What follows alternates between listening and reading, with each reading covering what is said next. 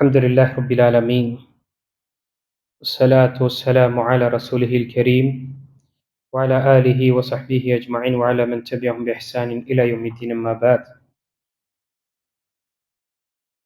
وعنه أن رسول الله صلى الله عليه وسلم قال ما حق امرئ مسلم له شيء يوصي فيه يبيت ليلتين إلا ووصيته مكتوبة عنده متفق عليه وكان ابن عمر قال ابن عمر ما مرت علي ليلة منذ سمعت رسول الله صلى الله عليه وسلم قال ذلك إلا وعندي وصيتي. கணித்துக்குரிய அல்லாஹ் அடியார்களே, நம் தொடர்ச்சியாக உலகத்துடைய மேலெண்ணங்களை குறைத்துக் கொள்வதும் மரணத்துடைய நினப்பு எப்பொழுதுமே வைத்து வாழக்கூடியவர்களாக ஆக வேண்டும் என்று தலைப்பில் பார்த்து கொண்டு வருகின்றனர். இன்று பார்க்கக்கூடிய மிக முக்கியமான ஹதீஸு வசியத் சம்பந்தப்பட்ட ஹதீஸாக இருக்கின்றது.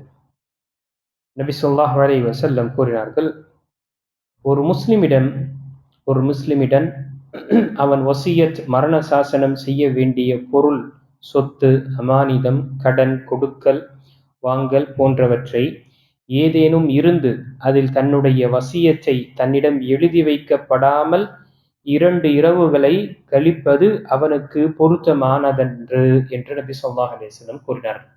இந்த ஹதீஸு புகாரில் வரக்கூடிய 2738வது ஹதீஸு. இன்னொரு அறிவிப்பில் 3 நாட்கள் என்று வந்திருக்கின்றது. இந்த ஹதீஸில் வசியத் சம்பந்தப்பட்ட விஷயம் சொல்லப்பட்டது. மரண சாசனம் அல்லது உயில் என்று சொல்லும். மார்க்க சட்டத்தில் நமக்கு வசியத் செய்துவிட்டு அல்லது வசியத்தை எழுதிவிட்டு இருக்க வேண்டும் என்று கூறுகின்றது. அது என்ன வசியத் என்றால், ஒரு மனிதன் தன்னுடைய மரணத்துக்கு பிறகு இந்த விஷயங்கள் செய்ய வேண்டும் என்று ஒருவரிடம் ஒப்படைக்கின்றான். எழுத்து வடிவிலோ அல்லது வாய்ப்பேச்சு மூலமாக அவன் சொல்வது அது வசியத்து, மரண சாசனம் அல்லது உயில் என்று சொல்லப்படும். இது மார்க்கத்தில் பார்க்கும் பொழுது சில நேரத்தில் இந்த வசியத் என்பது கடமையாக ஆகிவிடும், வாஜிபாக. சில நேரத்தில் இது ஹராமாகிவிடும், தடுக்கப்பட்டதாக இருக்கும் சில வசியத்துகள். சில நேரத்தில் அனுமதிக்கப்பட்டதாக இருக்கும். அப்போ இந்த வசியத்துடைய சட்டங்களில் பார்க்கும் பொழுது ஷேக் உசைமீன் ரஹிமல்லாஹ் அவர்கள் 3 வகையில் பிரிக்கின்றார்கள். பொதுவாக மார்க்க சட்டத்தின் அடிப்படை. 1 கடமையான வசியத், 2வது தடுக்கப்பட்டது, 3வது அனுமதிக்கப்பட்டது. இப்போ முதல் விஷயம் கடமையான வசியத்தல், வசியத்துல் வாஜிபா என்று பார்க்கும் பொழுது எப்படிப்பட்ட வசியத்து? மனிதனுக்கு ஒருவனுக்கு கொடுக்கக்கூடியவனாக இருக்கின்றான், கடன் வாங்கி இருக்கின்றான். அந்த கடனை அடைக்க முடியாத ஒரு நிலை இருக்கும் பொழுது அவன் தன்னுடைய உறவினர்களோ அல்லது தான் யார் நம் மீது அதிகமாக நம்பிக்கை வைக்கின்றாரோ அவரிடம் என்ன செய்வார்? சொல்வார் அல்லது எழுதி வைத்து செல்வார். என்ன, இன்னாருடைய உரிமை என் மீது இருக்கு, நான் கொடுக்க வேண்டும், இவ்வளவு கடன் கொடுக்க வேண்டும், இங்கு இவ்வளவு விஷயங்கள் வாங்கியிருக்கிறேன், அல்லது அவருடைய பொருள் என்னிடம் இருக்கின்றது, இதை ஒப்படைக்க வேண்டும் என்று என்ன செய்யணும்? எழுதிவிட்டு வைக்க வேண்டும் அல்லது சொல்ல வேண்டும். ஒரு நம்பகமானவரிடம் இதை தெரியப்படுத்த வேண்டும். இது கடமையானது. கடனை வாங்கிட்டு எந்த ஒரு விஷயம் சொல்லாமல் இறந்து விட்டார் என்றால் அந்த கடனாளியுடைய கடன் யார் அடைப்பார்? இது பொதுவாக எப்பொழுது ஏற்படும்? ஆதாரம் இல்லாமல், எழுத்து வடிவில் இல்லாமல் கடன் வாங்கப்பட்டது என்றால் அந்த நேரத்தில் மனிதன் உயிரோடு இல்லை என்றால் யார் அதற்கு கேரண்டி?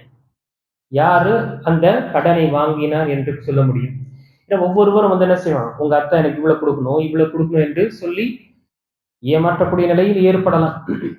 அப்போ முதல் விஷயம் இங்கு கடன். கடனை ஒருவர் வாங்கியிருக்கின்றார் என்றால் அல்லது ஒருவருடைய பொருள் அமானிதம் கொடுக்க வேண்டும் என்றால் அந்த வசியத் செய்வது என்பது, இது எழுதுவது என்பதோ அல்லது ஒரு நம்பகமானவரிடம் தெரிய வைப்பது என்பது கடமையானது. இது வசியத்துல் வாஜிபாவில் வரும். அதே போல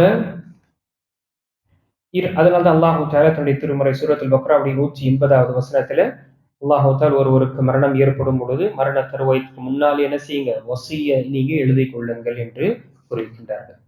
ஆனா இந்த வசியத், 2வது வசியத், இந்த வசியத்தில் பார்க்கும் பொழுது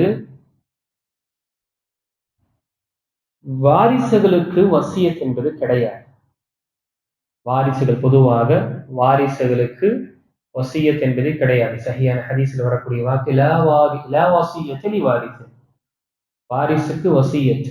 எடுத்துக்காட்டாக ஒரு மனிதர், ஒரு தகப்பன் தன்னுடைய மனைவிக்கு என்ன செய்யறாங்க, என்னுடைய சொத்துல பாதி இவளுக்கு போய் சேரும், அந்த வசியத் தடுக்கப்பட்டது. அல்லது என்னுடைய மகன் கடைசி வரை என்னை, இந்த ஒரு மகன் தான் என்னை நல்லா பார்த்து கொண்டான், அதனால அவனுக்கு என்னுடைய இந்த வீடு மீதம் உள்ளது என்று என்னுடைய மற்ற பிள்ளைகள் எடுத்துக்கொள்வார்கள் என்று நிர்ணயிப்பதும் என்ன கூடாது. இது ஹராமான வசியத். புரியுதா? வசியத்தல் இவாரிசன் என்பது வாரிசுகளுக்கு வசியத் என்பது கிடையாது. நான் என்னுடைய குழந்தைகள் இருக்கும் பொழுது நான் விட்டு செல்லக்கூடிய சொத்து அனைத்துமே அவர்களுக்கு தான் போய் சேரும். அதுல நாம் என்னுடைய மௌத்துக்கு பிறகு இந்த விஷயம் என்ன, என்னுடைய மகன் என்னை பார்த்து கொண்டார் அல்லது என்னுடைய மகள் தான் என்னை பார்த்துக் கொண்டார்கள் அதிகமாக என்பதற்காக நான் அதிகமாக கொடுப்பது என்பது எனக்கு அது அனுமதி கிடையாது. அப்படி எழுதிவிட்டு செல்வதும் எனக்கு அனுமதி கிடையாது, ஹராமானதாக இருக்கும். அதுதான் வசியத்து வாரிசுகளுக்கு இல்லை. ஏன்னா அவர்கள் வாரிசுடைய என்ற உரிமை அவர்களுக்கு கிடைத்துவிடும். வசியத்து அல்லது மரணாசாசனம் அல்லது கொடுப்பதற்காக விரும்பும்போது யாருக்கு? உறவினர்கள், யாரெல்லாம் வாரிசுகளில் வரமாட்டார்களோ அந்த உறவினர்களுக்கு அல்லாஹ் அதிகமான சொத்து கொடுத்திருக்கிறான், மிக பெருமளவில் கொடுத்திருக்கிறான். என்ன செய்ய வேண்டும்? உறவினர்கள் சிலர் ஏழை எளியர்கள் இருக்கும் பொழுது யார் வாரிசுகள் வரமாட்டார்களோ அவர்களுக்கு என்ன செய்யலாம்? வாரிசை அவர்களை வசியத் செய்து விட்டு செல்வது என்பது அனுமதிக்கப்பட்டதாக. இரண்டாவது விஷயம்தான் என்ன? வாரிசுகளுக்கு வசியத் செய்வது, மரணசாசனம் எழுதி வைப்பது என்பது ஹராமானது. ஏன்னா அவர்களுக்கு அந்த சொத்துடைய பங்கு வரும். அதுல நாம தனிப்பட்ட என்னுடைய இதுல நம்ம செய்ய முடியாது. இதுதான். மூன்றாவது, சிலர் என்ன செய்யறாங்க, இந்த விஷயத்தை ஷேக் உசைமீன் ரஹ்மத்துல்லாஹி பதிவு செய்யறாங்க. சிலருடைய மக்களுடைய நிலை என்ன இருக்கு, இந்த விஷயத்தில் பெரியவனுக்கு திருமணம் முடித்து கொடுக்குறாங்க. பெரியவனுக்கு திருமணம் முடிக்கும் பொழுது எவ்வளவு செலவுகள் வருதோ அதே செலவு என்ன செய்யறாங்க, என்னுடைய மற்ற பிள்ளைகளுக்கும் பிரிச்சு கொடுத்துருங்க என்னுடைய சொத்துல என்று என்ன செய்யறாங்க, அதை சொல்றாங்க. இது கூடாது. திருமணம் என்பது அது தேவையான ஒரு விஷயம். எப்படி உணவு, சிகிச்சை, படிப்பு செலவு இதெல்லாம் தேவையானதோ அந்த நேரத்தில் தான் நாம் செலவழிப்போம். இதை நான் பெரிய மகனுக்கு செஞ்சிட்டேன் என்று மற்ற சிறுவனாக இருக்கக்கூடியவனுக்கும் அந்த அவ்வளவு தொகை நான் கொடுக்க வேண்டும் என்றால் இது கூடவே கூடாது. ஏன்னா திருமணம் என்பது அந்த பெரியவனுக்கு தேவையானது. அந்த தேவை நீ தகப்பன் என்ற அடிப்படையில் பூர்த்தி செய்தார். அதே போல சிலருடைய நிலை என்ன இருக்கு, ஏன்னா இந்த விஷயங்கள் வருது, கேள்விகள் வருகின்றது உலமாக்களிடம். பெண் பிள்ளைக்கு திருமணம் முடிக்கும் பொழுது செலவுகள் செய்து அவனுக்கு ஆவரணத்தை இது அது என்று வாங்கி செலவு செய்து திருமணம் முடிச்சு கொடுத்துட்றாங்க. பிறகு என்ன செய்ய, கடைசி கட்டத்துல என்ன செய்யறாங்க, பெண் பிள்ளைக்கு நான் என்ன செஞ்சேன், திருமணத்துல நிறைய செலவு செஞ்சுட்டேன், இப்ப மீதம் உள்ளது என்னுடைய ஆண் மகனுக்கு தான் என்று என்ன செய்யறாங்க, இப்படியும் செய்யும். இதுவும் தவறு. அந்த பெண் பிள்ளைக்கு திருமணம் முடித்தது என்பது நீங்கள் ஆடம்பரமாக செலவு செய்ய வேண்டும் என்று மார்க்கம் சொல்லல. ஆனால் அந்த திருமணத்தை முடிக்க தர வேண்டும் என்று உங்கள் மீது கடமை. எப்படி நோய்வாய்ப்படும் பொழுது அதற்கு சிகிச்சை செய்வீர்களோ, எப்படி அவருக்கு படிப்பு செலவுக்காக தேவை என்று இருக்கும் பொழுது நீங்கள் கொடுப்பீர்களோ, உணவை கொடுக்க வேண்டும் என்றால் வாங்கி நீங்கள், அதே போலதான் இதுவும் ஒன்றானது என்று நாம புரிந்து கொள்ள வேண்டும். ஆக சிலர் இப்படியும் செய்கின்றார்கள். மூன்றாவது வசியத், கடைசியான வசியத் என்பது வசியத் முபாஹ, அனுமதிக்கப்பட்டது. அதுவும் அனுமதிக்கப்பட்ட என்ன, அவர் மற்றவர்களுக்கு யாருக்கு என்றாலும் அவர் விரும்பியவருக்கு என்ன செய்யலாம், தன்னுடைய சொத்திலிருந்து தன்னுடைய பங்கிலிருந்து என்ன செய்யலாம், தன்னுடைய பொருளாதாரத்திலிருந்து அவர் வசியத் செய்யலாம். அதுவும் எப்பொழுது, அவருடைய மௌத்துக்கு முன்னாலே, என்னுடைய மரணத்துக்கு பிறகு இன்னாருக்கு என்னுடைய சொத்தில் இவ்வளவு பங்கு என்று அவர் சொல்வது என்பது, அதை கொடுப்பது என்பது அனுமதிக்கப்பட்டது. அதுவும் என்ன அளவு, 1/3 1/3. அதுதான் மிக மிக அதிகமானது. 1/3 கொடுப்பது மிகப்பெரிய அளவு. அதை விட குறைவாக கொடுத்து விட்டோம் என்றால் அது அல்ஹம்துலில்லாஹ்.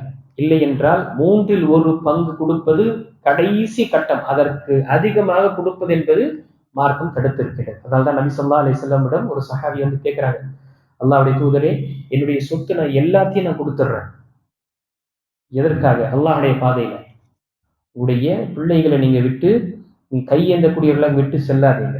அவர்களை செல்வந்தர்களாக விட்டு செல்வதை சிறந்ததாக இருக்கும். எதை விட கையேந்தக்கூடியவர்களாக விட்டு செல்வதை விட சரி பாதியை நான் கொடுக்குறேன், இல்லை என்று நபி ஸல்லல்லாஹு அலைஹி வஸல்லம். சரி 3ல் 1 பங்கு கொடுக்குறேன்.